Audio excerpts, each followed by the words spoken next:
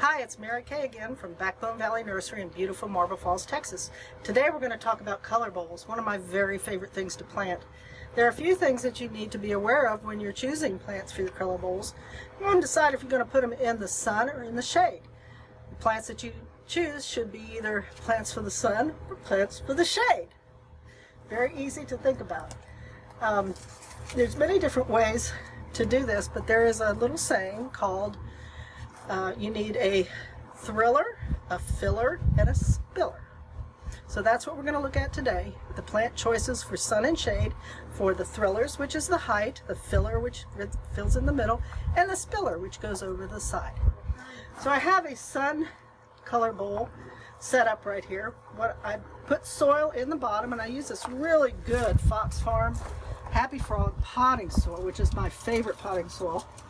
And I've already put it in the bottom, and when I begin to put the soil in, this is very important because this is where I see a lot of people fall down on putting their color bowls together. So I have this the way that I like to have it. All it takes is taking the plants out of the pot, and a lot of people don't know how to do it. Turn it upside down, pull the pot off, then put it back where it was. And same thing here, knock it out of the pot, put it back where it was. In this case, for my thriller, I have a tall growing dianthus. Now dianthus is a wonderful plant. It will grow either in the sun or the shade, so it can be used in the winter time. These are all cool season plants, by the way, and it's going to be in the center. But you see my soil's a little bit low there. So what you may have to do is add soil to it to bring it up to be the right height for all the other plants. I always want to leave what's called a lip. I want to bring the soil up to about a ½ an inch below the top of your container. When you water it in, it's going to settle, and you're going to probably be about an inch down, which is fine because you want to have about an inch reservoir there to fill with water. So here I've added a little soil there. I can see that the ones on the side here are going to be at the right depth, about a ½ an inch below this. And we'll just go around and do that with all of these. And you can see I have chosen some spillers. See this beautiful Vinca Major, variegated Vinca Major. It's one of my favorites. It's very winter hardy, it's evergreen, and look at how pretty it is. Now it's a little bit low. Pick it up, always hold it by the root ball, never by the top. Add a little bit of soil underneath so that they're all at the same level. This is really, really important that you have everything at the same level. This is another spiller. This is called Alyssum. It smells good too. Now this is a larger pot. This is a quart pot, so it's going to sit in here a little bit different. Yes, I'm going to even have to add a little bit more under it. And you can turn the pots somewhat on their sides if you need them to spill. See how I'm getting this to spill already? And I can turn this around. And then once I get all the plants situated so that their top of their soil is at the right depth, then I'll start filling in around the plants with soil. Okay, here I go. There we go. They're all situated.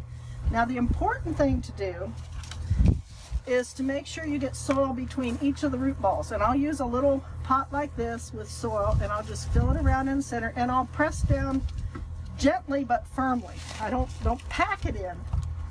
I like to put a little bit of soil towards the outside of the pot as well, between the outside plants and the wall of the pot. Instead of putting the wall of the root system right up against the edge of the pot, I want to put a little bit of soil there. And then I just keep going around, firming it down in, adding a little bit more until we're at the same level as the top of the pots. You can always put your fingers in here and feel, oh, here I've got a hole right there. I've got to fill in those holes. So you're going to just keep doing this until the entire top of this pot, when you put your fingers in, going to be the same level. Like I said, about a 1/2 inch below the top of the pot, because it is going to settle, and you just keep doing this until you've gone all the way around. And that's how we do our color bowls. This is for the sun. I'm going to talk to you a little bit about doing one for the shade, very briefly. This type of bowl has a hole in the bottom, and whenever I have a hole in the bottom of a pot, whether it's clay pot, ceramic pot, or plastic, I get a piece of window screen, put it over there, put soil on top of it to hold it in place, and then I'm going to put my Happy Frog potting soil in here to the depth that I believe they're going to do. I have some other plants over here that I'm going to use for the sun. This is a beautiful ornamental cabbage. I'm going to put it there, and again I'm going to make sure that it's about 1/2 inch from the top of the pot. If it's not, I'll add soil underneath it. And I'll just keep adding my sun plants. In this case, I'm going to use for my thriller a real pretty dusty miller.